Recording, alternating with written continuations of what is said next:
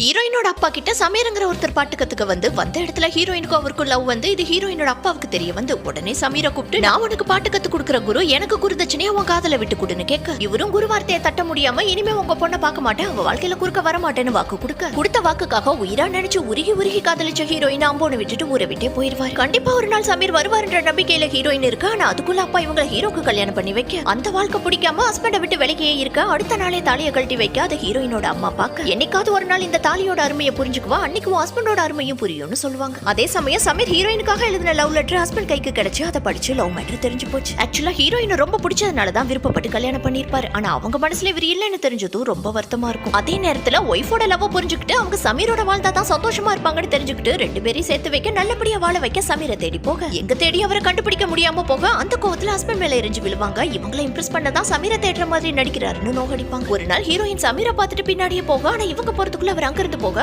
ஒரு ட்ரெயின் ஹீரோயினுக்கு நேரா வர உடனே ஹஸ்பண்ட் ஓடி போய் அவங்களை காப்பாத்தினா என்ன காப்பாத்த நீ ஒண்ணு கடவுள் இல்ல ஒருவேளை நீ கடவுளாவே இருந்தாலும் அப்படி ஒரு கடவுள் எனக்கு தேவையே இல்லன்னு மனசாட்சி இல்லாம பேசுவாங்க. ஆனா ஹீரோ அதெல்லாம் பெருசு பண்ணாம அத்தனை திட்டையும் வாங்கிட்டு மறுபடியும் சமீரை தேடி போவாரு. ஒய்ஃபை கூட்டிட்டு வழியில வழிப்பறி பண்றவங்க கிட்ட மாட்டி அவங்க ஹீரோயினை ஷூட் பண்ண இவரை ஹாஸ்பிட்டல் அட்மிட் பண்ண அவங்க குணமாகற வரைக்கும் பக்கத்துல இருந்து பாத்துக்கிறேன். அப்படியே ஒய்ஃப் கிட்ட போய் லவ் நான் எடுக்கிறது இல்ல கொடுக்கறது நான் உன் மேல உண்மையான அன்பு வச்சிருக்கேன் அதனால சமீரை உன் கூட சேர்த்து வைப்பேன் நீ ஆசைப்பட்ட மாதிரியே உன்னை வாழ வைப்பேன்னு சொல்ல அப்பதான் ஹஸ்பண்டோட நல்ல மனசு தெரியுது அவரு கூடயே வாழணும்னு ஆசை வருது. அதே சமயம் சமீர் இருக்க இடத்த கண்டுபிடிச்சு ஹீரோவே ஒய்ஃபை கூட்டிட்டு போய் விட சமீருக்காக இவ்வளவு தூரம் வந்த ஹீரோயினுக்கு இப்ப பக்கத்துலயே இருந்தா அவர் ஏத்துக்க மனசு வராது. ஏன்னா ஹஸ்பண்ட லவ் பண்ண ஆரம்பிச்சிட்டாங்க. அதனால என் அப்பாவுக்கு பண்ணி கொடுத்த சத்தியம் தான் முக்கியம்னு லவ் விட்டுட்டு போன உன் கூட வாழ்றதை விட அதே லவ்வுக்காக தன்னோட வாழ்க்கையை தியாகம் பண்ண துணிஞ்ச என் ஹஸ்பண்ட் கூட வாழ்றது தான் உண்மையான காதலுக்கான அடையாளம்னு சொல்லுவாங்க. அதோட சத்தியத்தை காப்பாத்தி நீ உன் கடமையை நிறைவேற்றிட்ட என்ன உன் கூட சேர்த்து வச்சு என் ஹஸ்பண்ட் அவர் கடமையை நிறைவேற்றிட்டாரு அதே மாதிரி எனக்கு ஒரு கடமை இருக்கு அவர் கூட சேர்ந்து வாழ்றது. அதனால இனி என் வாழ்க்கையில நீ இல்லைன்னு சொல்ல அதை சமீரும் புரிஞ்சுக்குவாரு. அதுக்கப்புறம் ஹஸ்பண்ட தேடி போய் என்ன விட்டுட்டு போயிருவீங்களான்னு கேட்க நானே நினைச்சாலும் அது முடியாதுன்னு அவரு சொல்ல அப்ப தாலி கட்டுங்கன்னு கொடுக்குறாங்க. இவரும் ரெண்டாவது முறையா ஒய்ஃபுக்கு தாலி கட்ட அப்படியே படத்தை முடிக்கிறாங்க.